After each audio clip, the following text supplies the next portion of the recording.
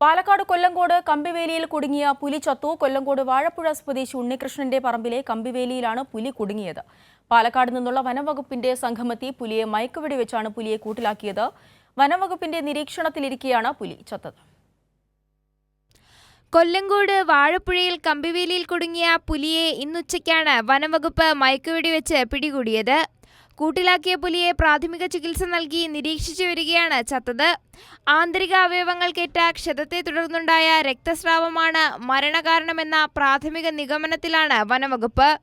വനംവകുപ്പിന്റെ കൊല്ലങ്കോട് ഇടുക്കുപാറ ഫോറസ്റ്റ് ക്യാമ്പിലേക്ക് പുലിയുടെ ജഡം മാറ്റി. നാളെ പോസ്റ്റ്മോർട്ടം നടക്കും. അതിനുശേഷം മാത്രമേ ചത്തതിന്റെ കാരണം വ്യക്തമാവുകയുള്ളൂ.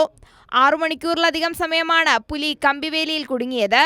പാലക്കാട് കൊല്ലങ്കോട് വാഴപ്പുഴ സ്വദേശി ഉണ്ണികൃഷ്ണന്റെ പറമ്പിലെ കമ്പിവേലിയിലായിരുന്നു പുലർച്ചെ പുലിയെ കുടുങ്ങിയ നിലയിൽ കണ്ടെത്തിയത്.